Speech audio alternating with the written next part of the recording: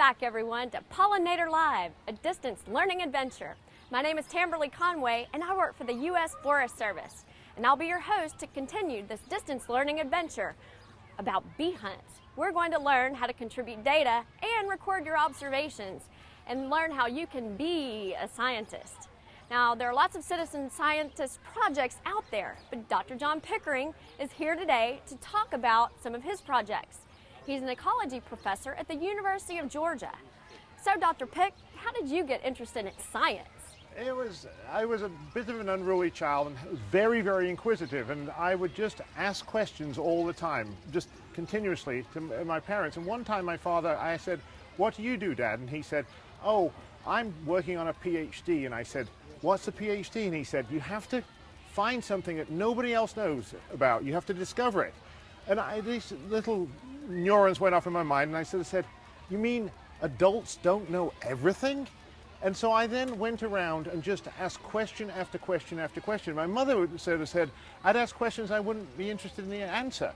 And I was trying to find the difference between the known and the unknown, what the big world knew and what they didn't. So I'd say to my father, "Dad, why is the sky blue?" And he would start off telling me about why the sky's blue. And as soon as he started, I wasn't interested in the answer. I couldn't understand it. And then I'd say, "Why is the sea blue?" And at the time, it was blue. And so anyway, I found out what was known and what was not known, and it just fascinated me ever since. And I hope all of you will start exploring and discovering, because we don't know everything. There's so much we need still to know. It's true. So, as a scientist, what are you exactly trying to find out now? Well, for the last 15 years, I've been trying to focus on some large-scale questions that we as individual scientists can't answer by ourselves. These would be, what's the impact of climate change on species? How are invasive species affecting the communities? How's air pollution and water pollution on large scale affecting the communities? And so what we need to do is work across the continent or across the globe, trying to answer these with lots of different study sites and so on. So at Discover Life, we've been building the tools for people to collect and share data and work as a very large team so we can answer these large-scale questions. Well, Discover Life sounds like a fabulous program. So can you tell us the web address and then tell us how the program works? Yes, the web address is www.discoverlife.org. And you can see here that our homepage, and on this homepage we've got various entry points to the tools. The website last month had 316,000 users coming in, so it's a fairly large website. There are millions of pages there, and to get to those pages there is a search box, and you can go on there and you can type in a species name, or you can drill down by going to all living things. And then you'll notice flagged at the top in this slide that there are 3 major places that we want you to go, and these tools that will help you study and understand about nature, in particular about pollinators and the flowers. And these are the guides, the ID Nature guides that we've got. There's over 300 guides that we've built and put online that you can use for free, and anybody can use these, and they can be customized to your site to make it even easier. There's some albums where you will create your own album, and there's what we call the global map, or a mapping package that will help you map things. So on this slide here, we've got a map of the longhorn bee. This is all the information that the over 6,000 databases have been contributed to Discover Life from different sources, and we then put these together and map them, and you as students can take photographs. Once they get identified, they will automatically go into these maps. On the next graphic, we've got an ID Nature guide to trees. This one is a national guide that we've got with over 1,000 species of trees, but it's been customized for a high school in Georgia, so you'll see that there's only 26 tree species in that guide. And that means it's very easy. You can go out there and say it's got needles, and you'll get 2 types of pine tree rather than all the pines in the nation. And then the third feature is the album, and here we've got an example of John Asher's album. John Asher is a bee biologist, and he's got a fairly simple, inexpensive camera. He's gone out there, he takes photographs of bees, he uploads them, and then they go into the maps, they go into the identification guides if they're good enough, or onto our species pages. And then what we do then is create life lists from these, so you can then go out there and find out how many species have you seen in your life, or how many species have you photographed. So I can see where it's almost like a contest, so people can get out and competition. It can be a contest. You can actually see if have you taken more photographs of bees or birds or ladybugs or whatever versus somewhere else in your life, or at a particular site, or on a particular day. So we go out there and we try to get you really excited discovering things in your schoolyard, your local parks, or your backyard, wherever. Well, I can tell Discover Life has just some magnificent tools to become a citizen scientist. So how can students exactly use your website, especially if they're trying to study bees? Well, we invite all of you to use these tools that we've got to study an inventory and monitor what's going on in the sites that you're interested in, the species that you're interested There's in. one now. And we've got a short video which will show you our protocol. Oh, bees come here, okay, be gone. And so what we are doing here is giving you the means to take extremely high quality data. We want to know exactly where you are, when you're there, and then using those photographs, we will be able to identify them, and we will help you, and the guides will help you get names on these species, and then we can follow what's happening with nature. Okay, so how are we going to show everyone how to do this? With this video. Great, let's take a look. Doing field science is exciting. To be a scientist, you have to make sure that the information you collect is accurate and precise. To be sure that our scientific partners are accurate and consistent, we have special ways to collect our information, and we make sure all our partners always do it the same way. At Discover Life, we want you to collect information by taking pictures. That way, we not only keep track of what insects are there, we also see what flowers they are pollinating. These are the steps we want you to follow every time you take pictures at your site. First, we want to know exactly where you're taking your pictures. You or your teacher will need a global positioning or GPS device. When you get to your field site, take a picture of your GPS latitude and longitude readings. Second, we need to know when you took your pictures. So that we can be certain about the date and time of your photographs, shoot the date and time on a cell phone. Third, show us the habitat where you are. Take pictures facing north, east, south, then west. Then shoot the sky to show the weather. If you change locations, you have a new where, so take a new picture of north, east, south, and west, and a new picture of your GPS. Fourth, take a shot of the people you are with.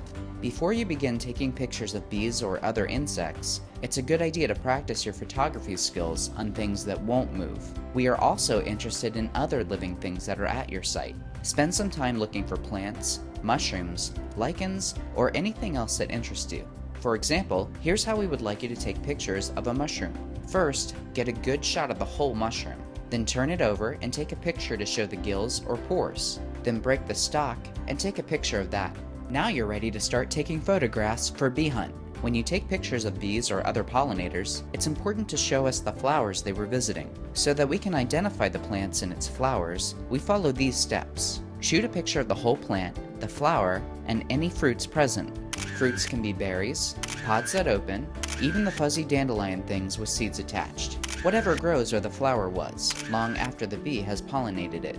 In addition to the whole plant, flowers, and fruit, take a picture of the underside of the leaf where it attaches to the stem, and then the top side of the leaf, showing the whole leaf and the tip. Take a picture of how the leaves are arranged on the stem. For example, this plant has opposite leaf arrangement, meaning the leaves are found opposite from each other on the stem, and this one has an alternate leaf arrangement.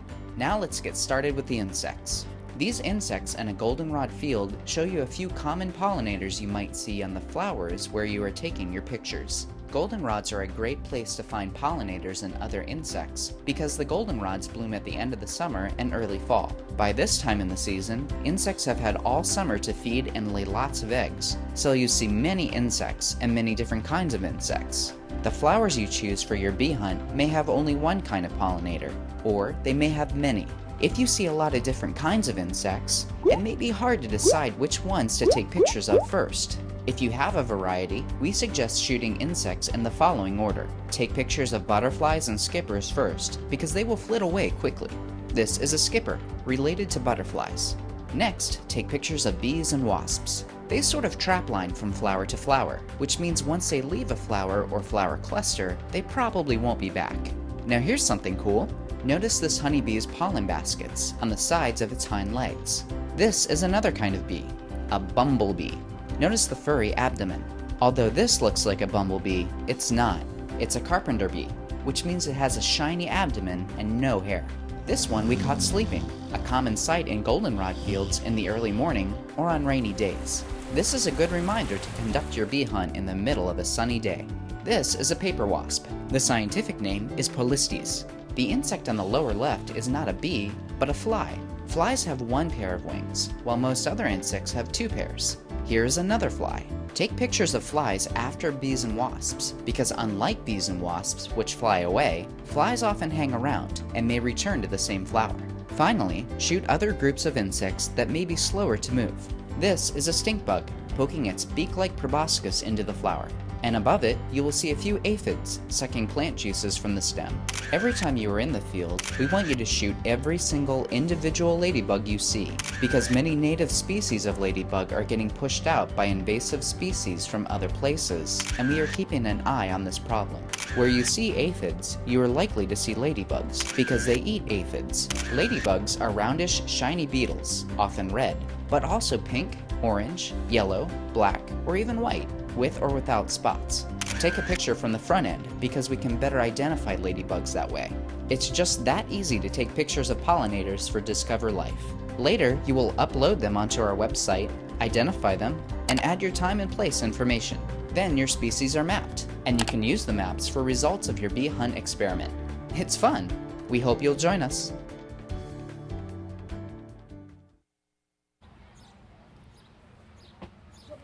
All right, wow, bee and insect hunts look like so much fun. Oh, they really are.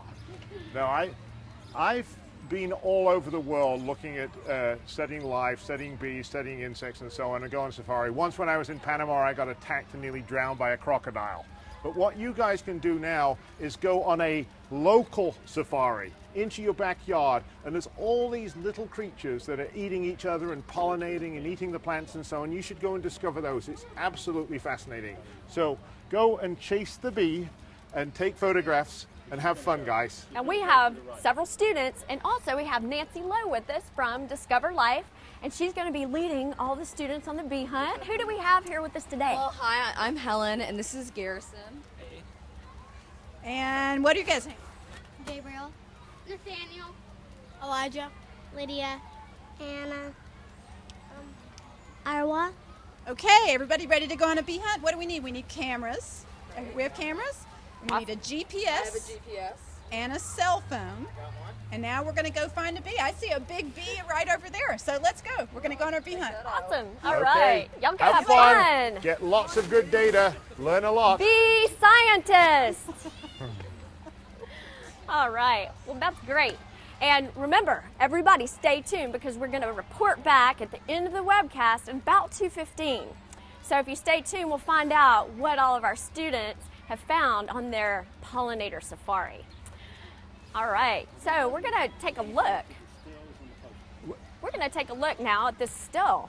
Okay, this is a photograph that I took last year, and Tamberly, I'd just like to challenge you. What do you see in this photograph? Well, How many species? I see some goldenrod, of Right. course, a bee. There's a bee. Do you And see anything else? Well, there's something here. It looks like it's kind of camouflage. This here, that's a Yeah. spider. That's a crab spider Cool. that's grabbed the bee. Do you see anything else? Yep. I see. Let's see. How about these little flies on the Those wings? flies are the world's smallest vultures. They're called freeloader flies. So here you've got the equivalent of the lion that's eaten the zebra, and in come the hyenas to eat this bee. Do you see anything else? see something red right over this here. here is a wasp. It's a Scolia dubia. It's not got a common name, and you can recognize it by these. It's got 2 yellow spots on it, and that one's whipping away. It doesn't want to be around this spider, and you probably haven't noticed, over here is an aphid. And when I was out there in the field taking this photograph, I just saw this and was taking that, and not until I came back and looked at this did I see the wasp and the aphid. There's so much out there that you can find and discover. It's fascinating. It is. It's so interesting to see how much is going on. It's kind of a zoo out there. So here we have some other images to examine. On this next one, you'll see a wheel bug. Wheel bugs are about 2 inches long, and this one's nailed a bee. And it will then suck the juices out of the bee. And then the next image, you've got 2, these are stink bugs, but they're unusual stink bugs, because most stink bugs feed on plants. These have nailed and are sucking the juices out of this bee. They probably didn't grab the bee. When bees are cold, they'll sit there and they're susceptible to these stink bugs that will come in there and kill them. So you've got 2 of them feeding on it. So we've talked a lot about what's going on out there and about pollinators. So to you, Dr. Pick, what would be the most important thing that we can all do to help pollinators? Well, there's lots of things that you can do. And the simplest level would be to go out and plant a garden, or get your teacher to organize so you could plant a community garden at your school, grow vegetables, grow flowers, and so on. Another thing that I would recommend would be to not cut all the grass. I one year decided not to cut the grass at my house, and by the end of the season I had identified 125 species where the grass should have been. So it's a bit of a messy lawn, but it's sort of like a prairie. So that's something else to do. But the other thing that you really can do to help, and this is on a larger scale, is get involved. Start studying nature. Start helping the scientists to understand what's happening. You should be stewards of this planet. You should really try to help. And now we're going to go on to the next image, which is of a tomato hornworm. And this hornworm, you'll see, has got these things that look like eggs on it, but they're not eggs. They're cocoons of a parasitic wasp that's attacked it. And when I'm growing vegetables, tomato plants, I don't want the tomatoes. I want this caterpillar. And I don't really want the caterpillar, I want these cocoons. And then I don't really even want those cocoons. I'm trying to grow another set of wasps. There's 22 species of wasps that attack those cocoons, that attack the caterpillar, that eats the plant. And these are called trophic levels. These are the way this food web works. And you really can go out there, and it's just amazingly fascinating, the diversity that's everywhere. It's truly amazing how everything is happening out there, and how if we just pay attention, we'll see so many things. And I can see how Discover Life is just going to be an amazing tool also to help everybody do that. So we all hope that you can go to Discover Life, and don't forget to contribute your images and also your really important research and information so that you're helping researchers around the world. Get yourself an album and then start building your life list up for your school or for your county parks, and then the software allows you to combine across those albums and get an inventory and monitor what's going on in your environment and help science understand how these large-scale things are affecting the world. Absolutely. And remember, it's kind of like a competition, so see how many you can get compared to the other people in your area. Now it's time to take some questions from some of our schools that are out there. Thank you so much, Arwa. All right, and don't forget, continue to send those emails to the address on your screen, and we'll continue to answer questions throughout the day. Okay, our first question is from Turning Point Learning Center in Emporia, Kansas. And the question is, can you describe the differences between honeybees, wood bees, and bumblebees? If you go to the Discover Life website, you can go in there and click on these bee guys. Honeybees are an introduced species. It's Apis mellifera. It's introduced. They live in large colonies. They're somewhat striped like this, but not quite like bumblebees. Live in much smaller colonies. They're very important pollinators. Wood bees or carpenter bees solitary, we will definitely get some photographs of those, and you can tell those because they've got a shiny abdomen. Okay, thank you for that explanation. And our next question is Mrs. Winter's class, 3rd grade class from Seneca Valley, Pennsylvania. How can we safely study bees without hurting them?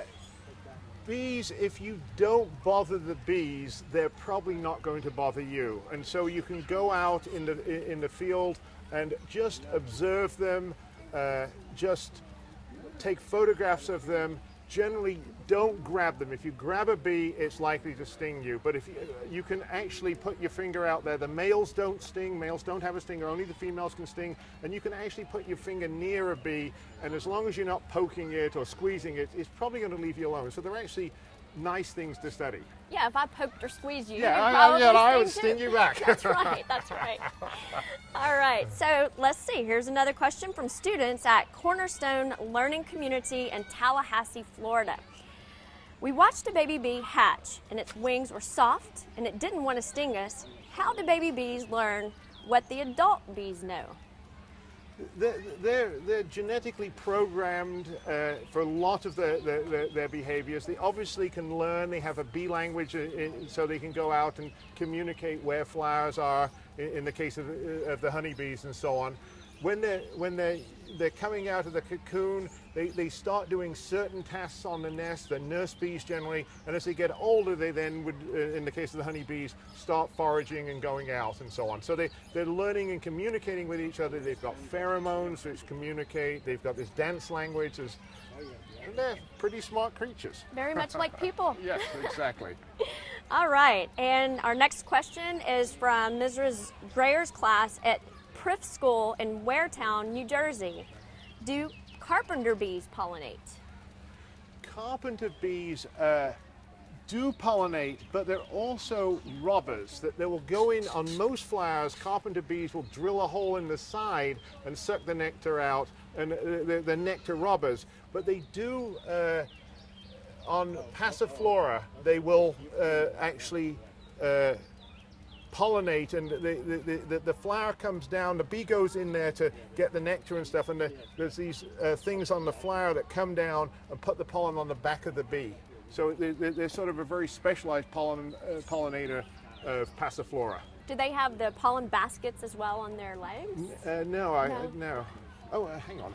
That I don't know. That's a question. That was my question. Know. All right, and next we have Sarah from Grapevine, Texas. Can you keep bees in a backyard in a city? You probably can, yes. They fly a long way. Bees can fly 3 or 4 miles to get food. So if you're in the city, you can have bees. You've got to be careful that the neighbors don't complain, and you don't want to put it near a walkway because then people might get stung. But you can certainly look after bees. And you can, I've even seen them in buildings out of windows where you'll have a hive in a building window and the bees are flying out from a 3rd or 4th story.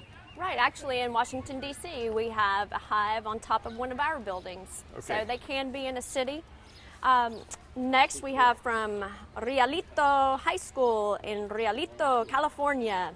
How much of the U.S. native bee population became extinct due to the introduction of the European honeybee?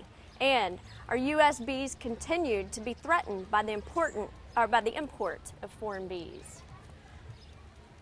We really don't know what impact the European honeybee has had on North American bees, because it happened when the colonists first came over. They brought these bees and they just took over and so on. They clearly have an impact on lowering the numbers of the native bees, but whether they've actually caused extinctions, it would be hard to say. Probably not. Okay. And the threat, and this is of not just bees, but the importation of foreign organisms into this country often introduces diseases. And so at the moment we've got mites that have been introduced in the bees, and the bee populations are threatened by these exotic diseases. But you've had things like the chestnut blight that was introduced by the horticultural thing, and then we lost 3 billion chestnut trees. So the importation and invasion of different species is a major threat to our local native flora and fauna. We've got to be very careful about that. So if you've got pets that are foreign snakes and stuff, don't just release them outside. I mean, they've got horrible problems with snakes, boas in the Everglades Or at the moment, actually, and so on. pythons. And pythons, Yes, and pythons. so on. Well, and two, that can happen with plants, correct? Because some plants are exotic, not necessarily invasive, but other plants are really invasive and can... Right, and Okay. I mean, and there's definitely real problems with invasive species coming in there, and they often do extremely well. And they're brought in, for example, English ivy. I mean, it looks like it's nice, but it then gets out in the wild and it just basically chokes out everything. So you really don't want to be gardening with these exotic, and particularly the exotic invasive species. You want to be using native wildflowers And or we species that don't go. And we saw many of those today with the previous example of pollinator partners. All right, our next question is from Frog Pond Elementary School. That's pretty cool. In Little Egg Harbor, New Jersey. And the question is, how far into the U.S. have the killer bees from Mexico traveled? They've not gone into the places where it gets really cold yet. They're mainly in the Texas and the southern states, and they'll probably eventually be limited. It's not like they're going to get to Canada. Okay, thank you. Thank you, Arwa. And this is from Mrs. Jones' class in Florence, Alabama. How do bees find their way back to their hives? They've got a memory, and they use the sun to navigate, and they find their way back. I mean, they're pretty good at finding places. All right. And so, do we have one more question that we can answer? Thank you, Arwa. This is from Mrs. Flippin's class from Sparta Elementary in Sparta, Missouri. Do all bees have the same life cycle, and do they die after they sting? Some bees die after they sting. Others don't. I mean, depending on the species, they all have the same life cycle. They start with an egg, then they're a larvae, then they're a pupae, and then they're an adult bee. Thank you so much, Dr. Pick. Okay, well, it's a real thanks- fun. Pleasure. Yes, thank you. you. And that's all of our time for all the questions. And we thank you, Dr. Pick, for sharing how all of us can be citizen scientists. So it's time to wrap up this segment, but continue to buzz in with those questions at the email address on your screen, and we'll try to answer some of your questions later on in the program. Now also, teachers and adults that are watching the program today, please go to the website and fill out that online evaluation, because your feedback is extremely important to us to help us improve our programs in the future. Now also, if you fill out one of these surveys, you're going to receive a beautiful pollinator poster, and we'll also plant a milkweed plant at one of our local schools here in Washington, D.C., or at one of our USDA People's Gardens. And also, we'll enter your name in for great prizes from the Forest Service. We'll select 10 people that submit their surveys to be randomly selected for a great gift of pollinator, woodsy owl, and smoky bear educational materials. Also, remember, planting a garden is one of the best things you can do for pollinators. So don't forget about the garden grants offered through Pollinator Live. They're $500 grants that you can apply for to try, there comes a butterfly, to try to plant a garden to improve the habitat for our pollinators. So if you will, please stay with us and buzz back in 15 minutes. And we're going to get an update about monarch butterflies from the director of Monarch Watch, Dr. Chip Taylor. Now, I know that many of the classes out there that are watching have raised monarch butterflies, and many of you probably have monarch way stations. So please send in your questions, because we'll have an expert on site to be able to answer those questions for you. So buzz back in 15 minutes. This is Tamberly buzzing out for Pollinator Live.